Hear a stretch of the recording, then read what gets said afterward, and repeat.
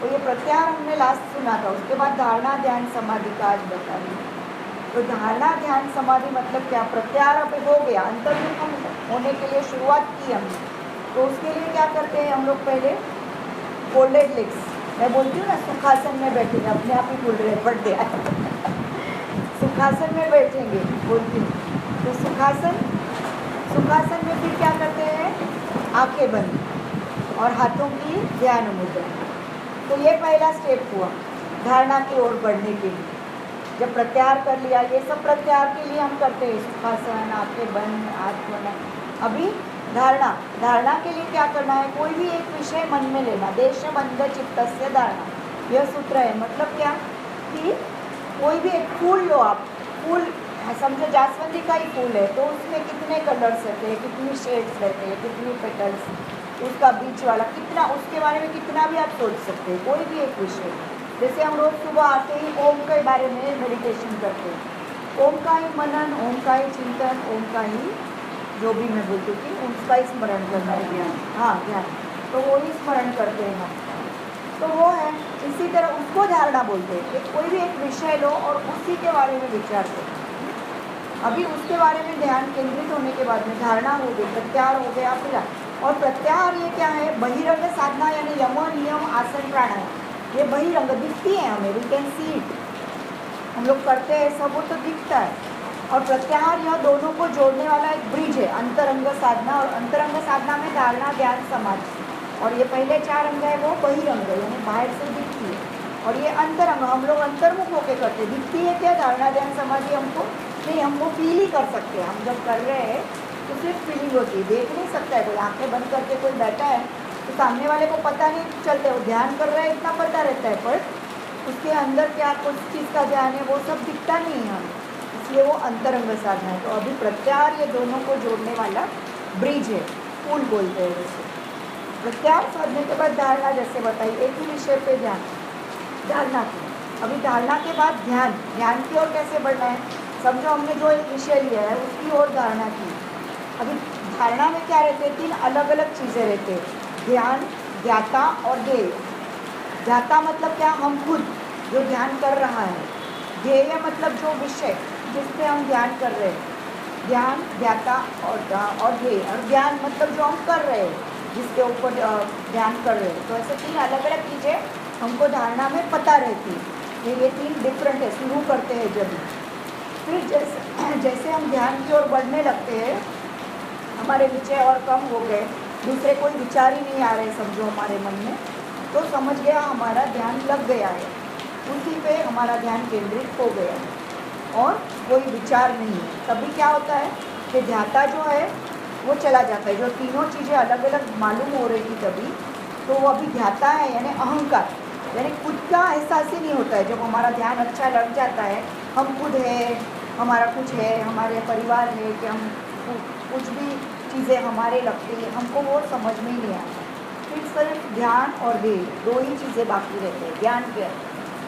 जब समाधि लगती है तो तीनों एक रूप हो जाती है आपस में, तो उसे समाधि, योग समाधि, यह व्याख्या है। मतलब योग करना मतलब समाधि ही है।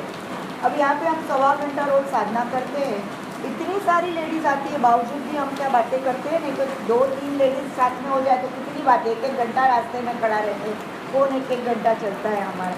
पर यहाँ पे वो होता है क्या? नहीं, 1.25 घंटा हम पूरा उस साधना के अंदर ही पूरा इन्वॉल्व रहते हैं। तो वो भी एक प्रकार का ध्यान ही है। ध्यान मतलब क्या? कि हम बच्चों को भी बोलते हैं ध्यान से काम कर, ध्यान से लिख, ध्यान से पढ़, ध्यान से बैठ, ध्यान से वो कर, ध्यान ध्यान ध्यान। क्या उसका मतलब? यही, कोई भी चीज़ कॉन्सेंट्रेशन से करना, उसी का मतलब ध्यान। और ध्येय, यह शब्द से, संस्कृत शब्द है ध्येय, उसी से ध्यान हुआ है। तो ध्येय का मतलब क्या?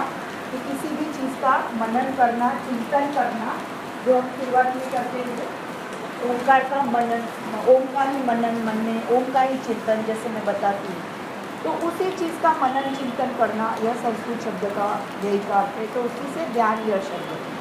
और जब समाधि लग जाती तो तीनों एक दूसरे में एकजुट हो जाते, ध्यान भी, ध्येय भी, ज्ञाता भी, किसी भी चीज़ का एहसास नहीं होता है। जब हम यहाँ पे मेडिटेशन करते हैं तो एंड में आपको लगता होगा एकदम लाइट हो गया, बॉडी लाइट हो गई।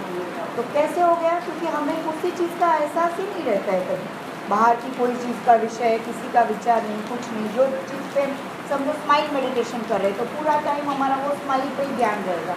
हम लोग मिरर में मेडिटेशन कर रहे तो जब मैं बोलती हूँ कि हम लोग ये स्काई में उड़ रहे हैं तो उसी टॉपिक पे हम सबको ऐसे ही फीलिंग्स आती है कि हम वही फीलिंग्स करें। फर्स्ट 3 स्टेप्स जो है ध्यान के,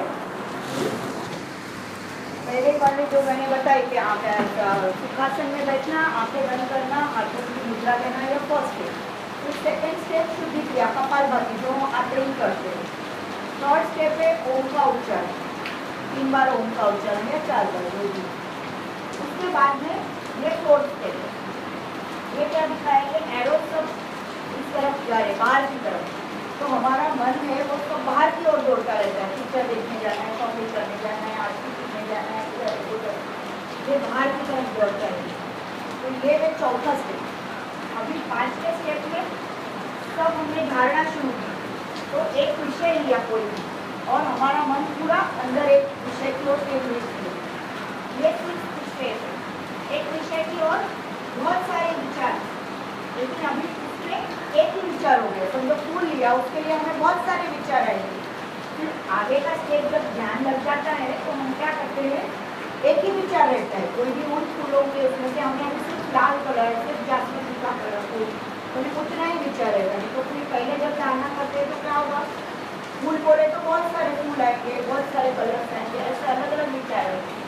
पर जब पूरा ध्यान लगने लगता है तो वो एक ही विषय, और उस जो विषय पे अगर अभी हमारा जो ध्यान लग रहा है तो फाइनल पोजीशन में क्या होता है कि वो एक ये विषय आ गया, एक अलग अलग विचार, एक ही विचार, और इसमें हमारा ध्यान अभी लग गया है तो और कोई विचार ही नहीं, उसके सिवाय कुछ भी नहीं, वही चल रहा है, तो कोई विचार ही नहीं रहा हमारा, वो अंदर चलते जा रहा है। तो हमारा खुद का भी हमें ऐसा, जैसे मैंने बताया कि ध्यान सब दे सब एक ही हो जाते, तो वो उसे बोलते हैं ध्यान। तो ध्यान का ये मेन उसका है कि ध्यान सीखना चाहिए, ध्यान करना चाहिए, उससे भी अच्छा ध्यान लगना चाहिए, ये उसकी एक महात्म्य है।